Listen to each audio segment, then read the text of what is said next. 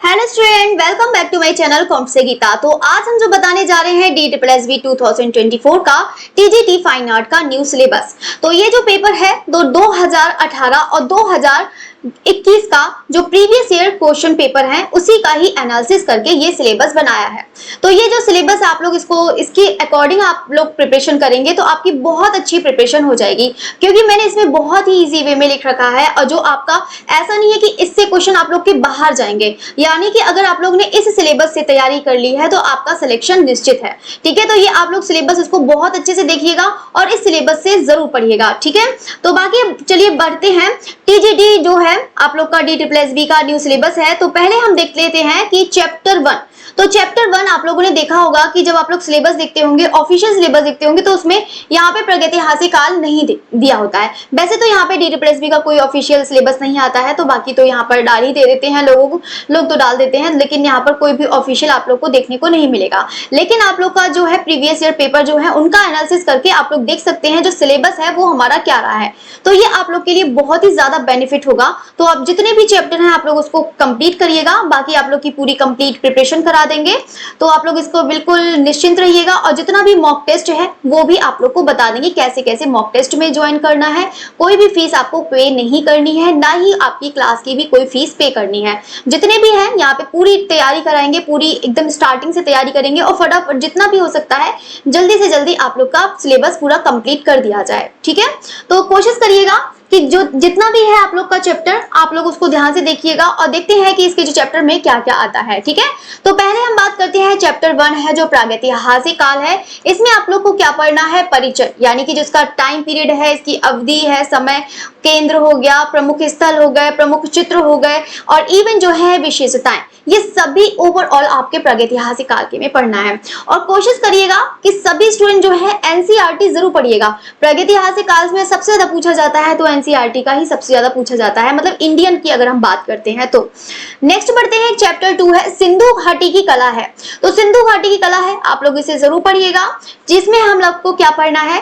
परिचय है, यानी कि जो इसका समय अवधि ये सब आप लोग को देखना है। इसके अलावा प्रमुख केंद्र हैं जिनके यहाँ पर सिंधु सभ्यता के जितने भी केंद्र हैं उनके बारे में पढ़ना है। तो यहाँ से कितनी मूर्तियां मिली हैं, वो कौन कौन सी मूर्तियां हैं, क्या माध्यम है, क्या इसकी लंबाई है, क्या चौड़ाई है, ये सब देखना है। और टेराकोटा की भी मूर्तियां मिली हैं, वो भी इन सभी का पूरी अच्छे से अध्ययन करना है। नेक्स्ट जो है मोहरे हैं, ठीक है, जो यहाँ पर सील है। तो ये जो मोहरे हैं, मोहरे के बारे में देखना है, कौन से पत्थर से बनाई गई है, कितनी इंच इसकी मोटाई है और कहाँ से प्राप्त हुई है, कौन से यहाँ पर जानवर बने हुए हैं, कौन सी आकृति बनी है, कौन से माध्यम में बनी है, कौन से तकनीक में बनी है, मतलब पूरे मोहरों का भी अध्ययन करना है। इसके अलावा मृदभांड पर जो चित्र बने हुए हैं वो कौन कौन से बने हुए हैं ये भी आपको इसमें देखना है। नेक्स्ट बढ़ते हैं, चैप्टर 3 है गुफाओं की कला।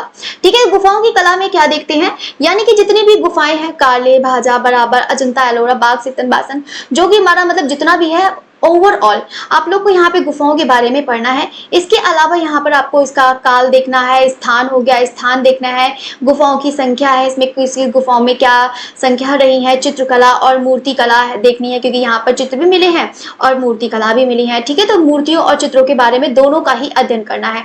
इसके अलावा यहाँ पर इनकी क्या क्या विषय रहे हैं, क्या क्या तकनीक रही है, तो बाकी है यहाँ पर मूर्तियों का भी अध्ययन करना है। ठीक है, बाकी नेक्स्ट बढ़ते हैं, यहाँ पर मध्यकाल की कला है। तो मध्यकाल की कला में क्या क्या आता है ये आप लोग को पता होगा। चैप्टर 4 में जो है पाल और अपभ्रंश। तो अपभ्रंश शैली में यहाँ पर जैन शैली हो गया, गुजराती शैली हो गया, ये भी कह सकते हैं। तो इसके अलावा में आप लोग को पूरी प्रिपरेशन करनी है। इसमें हम क्या पढ़ेंगे? उत्पत्ति और विकास पढ़ेंगे, मुख्य विशेषताएं हो गई वो पढ़ेंगे। इसके अलावा यहाँ पे प्रमुख ग्रंथ हैं, चित्रों का अध्ययन करना है, क्योंकि ग्रंथ है, ग्रंथों पर ही चित्रण किया था, जिसमें यहाँ पर पोथी चित्र कहा जाता था। ठीक है, तो लघु चित्र की जो शुरुआत हुई थी यहीं से शुरुआत हुई। तो जितना भी आपका मिनिएचर पेंटिंग है वो ओवरऑल सभी आने वाला है।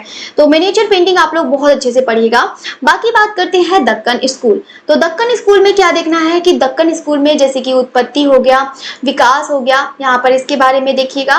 दक्कन स्कूल की जो है मुख्य विशेषताएं, अब देखो कोई भी है, शैली हो गई, चाहे पाल हो गए, अपभ्रंश हो गया, चाहे दक्कनी हो गई, राजस्थानी हो गया, पहाड़ी हो गया, तो इनकी विशेषताएं आप लोग जरूर देखिएगा, क्योंकि विशेषताएं सबसे ज्यादा इंपॉर्टेंट है, क्योंकि इससे पता लगता है कि आप लोग को कितनी नॉलेज है, इसके बारे में कितना आप लोगों ने पढ़ा है। और विशेषताएं तभी आप लोग को पता लग पाती हैं जब आप लोग थ्योरी पढ़ते हैं। तो थ्योरी पढ़िएगा इसको, तो आप लोग को अच्छी से विशेषताएं समझ में आएगी।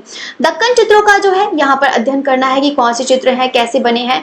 तो बाकी है दक्कन स्कूल के जो प्रमुख केंद्र है वो देखना है, जैसे कि बीजापुर, अहमदनगर, बरार, गोलकुंडा, बीदर, ये सब इन्हीं के बारे में पढ़ना है कि कौन से वंश में किसका टाइम क्या रहा और कैसे यहाँ पर चित्र बने। ठीक है, बाकी बात करते हैं मुगल है। तो मुगल में क्या क्या देखना है मुगल शैली में। तो मुगल शैली में सेम आप लोग को वही पढ़ना है कि मुगल शैली की उत्पत्ति, विकास, देखो शुरुआत तो आप लोग को पढ़नी ही पढ़नी है, कोई भी शैली हुई उसकी शुरुआत आप लोग जरूर देखिएगा। बाकी मुगल शैली की जो है मुख्य विशेषताएं हैं, जैसे मैंने पहले आप लोग को बताया था कि विशेषताएं बहुत ज्यादा इंपॉर्टेंट है, तो आप लोग देखिएगा।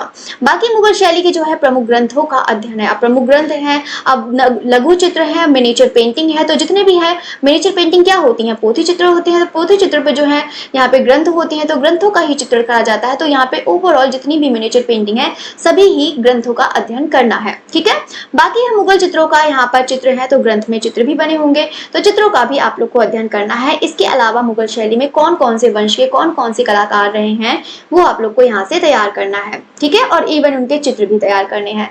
राजस्थानी शैली की बात करते हैं, तो राजस्थानी में क्या बात करना है।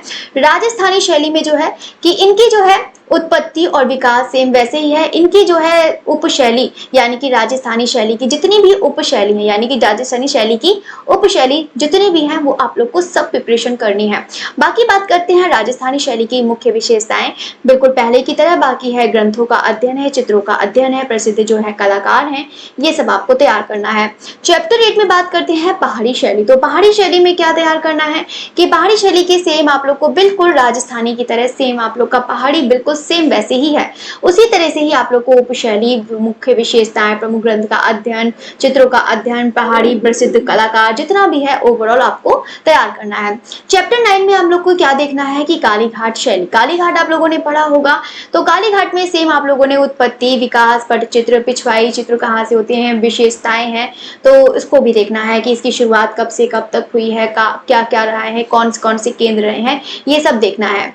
बाकी बात करते हैं कंपनी शैली। तो कंपनी शैली में क्या है, चैप्टर 10 है, तो इसमें क्या देखना है कि कंपनी शैली जैसे उत्पत्ति और इसका विकास सेम वैसे ही है। देखो ये तो मैंने आप लोग को पहले ही बता चुकी हूँ कि जितने भी शैली हैं, जितने भी कलाकार हैं, आप लोगों को उसका उत्पत्ति और विकास जरूर देखिएगा, क्योंकि उत्पत्ति जब तक कोई भी शैली की विकास शुरू नहीं होता है, अवधि टाइम पीरियड नहीं पता होता, तब तक हमको आगे कैसे समझ में आएगा कि कैसे कैसे पहले क्या रहा है, फिर आगे जाकर क्या हुआ है। फिर नेक्स्ट है यहाँ पे प्रसिद्ध कलाकार हैं, सेम वही जितने भी कलाकार हैं कंपनी शैली में, कैसे कलाकार हैं, उन्होंने कैसे कैसे क्या क्या काम करा है, कौन कौन से माध्यम में काम करा है, वो चीज देखना है। बाकी है प्रमुख विशेषताएं हैं, प्रसिद्ध चित्र हैं, तो सेम वही चीज पूरा कंपनी शैली तैयार करना है।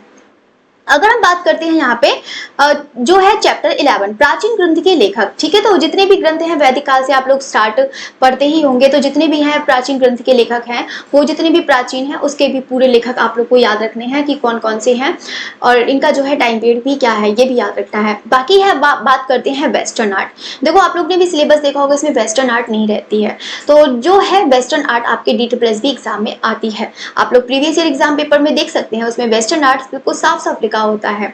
ठीक है, तो ये जो है प्रागैतिहासिक से रोकोको तक, यानी कि प्रागैतिहासिक पूरा रोकोको पढ़ना है, चाहे आपका मिस्र की कला हो, बाइजेंटाइन की कला हो, चाहे आपका गोथिक हो, रोकोको हो, पूरा ओवरऑल पढ़ना है। इसके अलावा आप लोग को पुनरुत्थान काल पढ़ना है, जिसमें आप लोग को समय, विकास सब पता होना चाहिए। प्रसिद्ध कलाकार हैं जिसमें पुनरुत्थान मोस्ट इंपोर्टेंट है, इसका बहुत ज्यादा आता है, तो आप लोग इसको पढ़िएगा। प्रसिद्ध पेंटिंग है, इनके जो पुनरुत्थान काल की प्रसिद्ध पेंटिंग देखनी है। कला आंदोलन या कह सकते हैं जो प्रमुख वाद है, क्योंकि हर किसी की जो कलाकार हैं अपने अलग अलग वाद रहे हैं, तो इसी तरीके से आप लोग को यहाँ पर इससे रिलेटेड जो संबंधित जो है कलाकार, जैसे कि नवशास्त्रीवाद, रोमांसवाद, प्रभाववाद, इससे संबंधित जितने भी कलाकार हैं आपको यहाँ से लर्न करने हैं। अब हम बात करते हैं इसके जो प्रसिद्ध चित्र हैं वो आप लोग जरूर देखिएगा यहाँ पर। ठीक है, अब बात करते हैं अल्पकालीन प्रवृत्तियां। अल्पकालीन प्रवृत्तियां में हम लोग क्या देखेंगे, जैसे कि आप लोगों ने वेस्टर्न में ही पढ़ा होगा, ऑप आर्ट पढ़ा होगा, पॉप आर्ट होगा, मुमताज, फ्रोंताज, कोलाज, ये सब आप लोगों ने पढ़ा होगा, तो इसके बारे में आपको देखना है। बाकी नूवो हो गया, नाबी कला हो गया, एक्शन पेंटिंग हो गया, और इनके अलावा इनसे संबंधित जितने भी प्रसिद्ध कलाकार हैं और इनकी जो शुरुआत हुई है वो कैसे शुरुआत हुई है और वो कौन से बात से संबंधित है, इस टाइप से क्वेश्चन पूछ सकता है। बाकी बात करते हैं चैप्टर 14 है जो कला के अंग। अब आता है यहाँ पर फंडामेंटल ऑफ प्लास्टिक आर्ट, यानी कि जो इतना भी है कला के अंग हो गया, कला के तत्व हो गए, ये भी आपको तैयार करना है। फिर नेक्स्ट है संयोजन के सिद्धांत है, तो यहाँ पे यानी कि प्रिंसिपल ऑफ कंपोजिशन है, ये अभी आप लोग को रिसेंटली में ही पढ़ाया है, तो आप लोग उसको जरूर देखिएगा। बाकी नेक्स्ट है क्षय वृद्धि यानी कि पर्सपेक्टिव, ठीक है, क्या कह सकते हैं, पर्सपेक्टिव। तो पर्सपेक्टिव भी आप लोग को देखना है, इससे रिलेटेड भी क्वेश्चन पूछ लिए जाते हैं, ठीक है। बाकी बात करते हैं सौंदर्य शास्त्र या फिर बोल सकते हैं एस्थेटिक, ठीक है। तो एस्थेटिक का है, इसमें भी पूछ लिए जाते हैं क्वेश्चन, ठीक है। जितने भी सौंदर्य शास्त्री रहे हैं, दार्शनिक रहे हैं, तो ये सब भी क्वेश्चन कर लिए जाते हैं। माध्यम और तकनीक, अब देखो माध्यम और तकनीक यानी कि मीडियम और जो है कौन सा टेक्निक। तो मीडियम और टेक्निक में हम क्या पढ़ेंगे, जैसे कि यहाँ पर आपका वेट हो गया, ड्राई हो गया, वेट वाली भी होती है ना, ड्राई वाली भी होती है ना, तो उसी टाइप से मीडियम जो होते हैं वो आपको लोग को पढ़ना है, जिसमें पेस्टल रंग भी है, टेम्परा है, जल रंग चित्रण है, तैल रंग है, भित्ति चित्रण है और एक्रेलिक चित्रण है, ठीक है। तो ओवरऑल जितने भी माध्यम तकनीक है वो आपको सब पढ़ना है।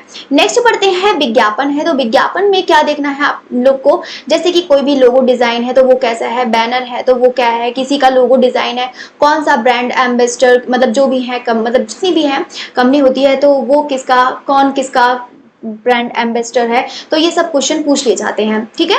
अगर हम बात करते हैं चैप्टर 21 जिसमें ग्राफिक आर्ट है, ग्राफिक आर्ट से भी क्वेश्चंस कर लिए जाते हैं, क्योंकि आप लोग को पता होना चाहिए कि इंटाग्लियो क्या होता है, रिलीफ क्या होता है, इससे भी संबंधित क्वेश्चन कर लिए जाते हैं।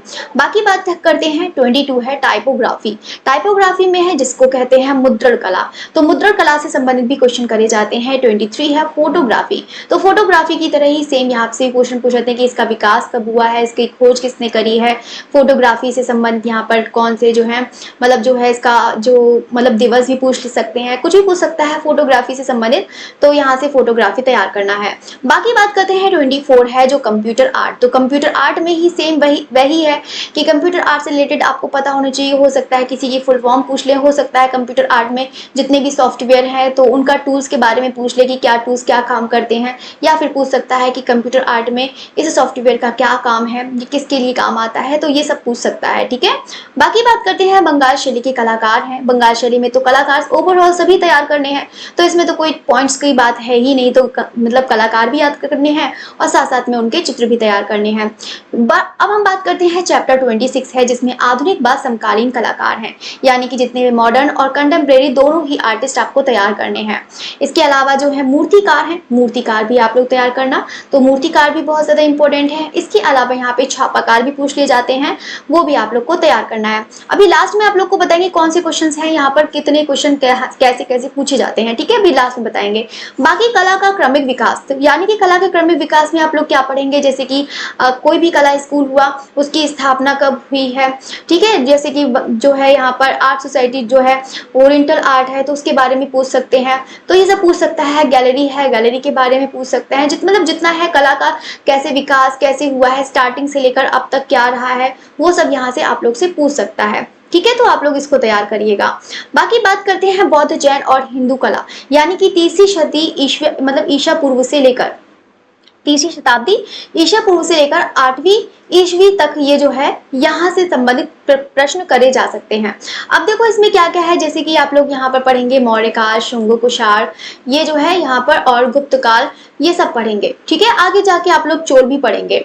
बाकी है यहाँ पर मूर्तियां हैं, तो मूर्तियां भी आप लोग को तैयार करनी है, ठीक है। तो जिससे संबंधित देखो मौर्य, शुंग कुषाण आप लोगों ने देखा होगा, हो सकता है कि स्तूप के बारे में पढ़ लें, लेकिन स्तूप से संबंधित शायद यहाँ पे क्वेश्चन नहीं आए हैं, लेकिन मौर्य, शुंग कुषाण से जितने संबंधित मूर्तियां हैं आप लोग के क्वेश्चन करे जा सकते हैं।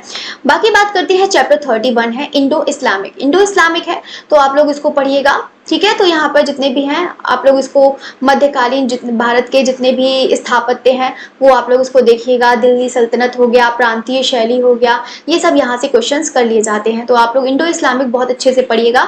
अभी ये भी आपका टॉपिक जो रिसेंटली में ही कराया है, ठीक है, तो आप लोग को बता देंगे आप लोग कोई वीडियो ये कहाँ कहाँ से मिलेगी। बाकी अगर आप लोग चाहते हैं कि जल्दी से प्रिपरेशन हो जाए तो आप लोग को वो भी ऑप्शन बता देंगे कैसी प्रिपरेशन करनी है। मंदिर व स्थापत्य है, अब देखो मंदिर है, स्थापत्य है, तो या फिर वास्तु कला, तो आप लोग को इसकी भी पूरी प्रिपरेशन करनी है। तो बाकी बात करते हैं, अब ये तो रहा पूरा सिलेबस। अब देखो सिलेबस के बारे में आपको मैंने पूरे चैप्टर 32 ठीक है, पूरे चैप्टर 32 है। तो आप लोग सोच सकते हैं कम से कम ये 2 मंथ का सिलेबस है, 2 मंथ का, एटलीस्ट 2 मंथ इसमें तो लगेंगे ही लगेंगे। बाकी पूरी कोशिश करेंगे कि बिल्कुल नया सिलेबस स्टार्ट करवा रहे हैं, कल से ही स्टार्ट हो रहा है DSSB का जो सिलेबस है, ठीक है। तो DSSB का कल से स्टार्ट हो रहा है, तो आप लोग उसको देखिएगा, ठीक है। तो ये जो है बिल्कुल क्लास 1 से ही आपका चैप्टर 1 से ही स्टार्ट कराएंगे, और आपका हो सकता है कि जल्दी फटाफट जितना भी है कंप्यूटर आर्ट, फोटोग्राफी, विज्ञापन जितना भी है सब कंप्लीट करा देंगे, ठीक है। तो ये जो हो गया इसका ही हो गया। बाकी अगर हम दूसरी बात करते हैं कि सभी स्टूडेंट जो मॉक टेस्ट से ज्वाइन करना चाहते हैं, ठीक है, मॉक टेस्ट है, तो मॉक टेस्ट के बारे में चलो लास्ट में बताते हैं। पहले आप लोग को बता देते हैं कि अगर आप लोग DSSB का एग्जाम क्लियर करना चाहते हैं, अगर आप चाहते हैं कि DSSB का एग्जाम इसी बार क्रैक हो जाए, 2024 में ही आपका TGT का एग्जाम क्लियर हो जाए, तो आप लोग एक काम जरूर करिएगा। मैं बार बार यही चीज कहती हूँ कि जितना भी है आप लोग NCERT की बुक जरूर पढ़िएगा, क्योंकि यहाँ से क्वेश्चन आप लोग को रटने वाले ऐसे कुछ भी नहीं आता है कि हाँ कि आप लोग से पूछ लिया कि हाँ भारत की राजधानी है तो वो कौन सी है, ऐसे कुछ नहीं पूछा जाएगा। ऐसे बिल्कुल फैक्चुअल क्वेश्चन बिल्कुल भी नहीं आते हैं। आप लोग के जो भी हैं एकदम घुमा के क्वेश्चन देगा, तो आप लोग को बिल्कुल एकदम अच्छे समझ के पढ़ना है, ठीक है। तो वहाँ पे जो है तो प्लेलिस्ट तैयार कर दी है, तो आप लोग उसको जरूर देखिएगा। जितने भी हैं तो NCERT का पूरा कंप्लीट करा दिया है मैंने, चैप्टर 1 से लेकर पूरा 11th क्लास का भी पूरा खत्म हुआ है, 12th क्लास का भी अभी चल रहा है, तो वो भी पूरा कंप्लीट करा देंगे, पूरा फिनिश करा देंगे। तो दोनों ही अगर आप लोग पढ़ लेते हैं तो आपका सिलेक्शन 100% है। आप लोग पेपर दे के आइएगा, फिर कहिएगा कि हाँ जो मैम ने बताया ऐसा कुछ भी नहीं था जो नहीं आया हो। ओवरऑल जितना मैं बता रही हूँ सभी ही आएगा, ठीक है। तो सभी जितना है आप लोग इसको अच्छे से प्रिपरेशन करिएगा, ठीक है। अगर हम बात करते हैं, यहाँ पर बहुत सारे स्टूडेंट कह रहे थे कि मैम एक बार बुक की फोटो दिखा दीजिएगा, समझ में नहीं आ रहा है कि NCERT की कौन सी बुक लेनी है। तो ये वाली बुक लीजिएगा, अच्छी बुक है ये, 11th क्लास की जो है, यहाँ पे लिखा भी है कक्षा 11 के लिए और कक्षा 12 के लिए, ठीक है। तो ये दो बुक हैं, तो आप लोग इसको परचेज करिएगा। इसके अलावा जो है यहाँ पर आप लोग को मैंने मॉक टेस्ट के बारे में बोला था कि आपको बताएंगे। देखो ये जो नंबर है, ठीक है, तो आप लोग ये जो नंबर है नोट करिएगा, 94547679 और 31, ठीक है। ये जो कांटेक्ट नंबर है आप लोग को इस पर एक मैसेज करना है। मैसेज करने के बाद आपके पास ऑटोमेटिक एक लिंक जाएगा, लिंक ज्वाइन मतलब लिंक पर जब विजिट करेंगे, लेकिन आप लोग विजिट जब करेंगे 9 PM पर आप लोग को जो है क्विज मिला करेगी, ठीक है। अब हो सकता है कि 5-6 मिनट अगर लेट भी हो जाए तो आप लोग परेशान मत होइएगा। तो मतलब ये है कि 9:05, 9:10 तक आप लोग को मिल ही जाएगा, ठीक है। तो जो है लिंक पर आप लोग विजिट करेंगे तो आप लोग को क्विज पर मिल जाएगा, इसी टाइम में मिलेगा। तो आप लोग यहाँ से ज्वाइन कर सकते हैं, आप लोग को कोई भी फीस मतलब पे नहीं करनी है।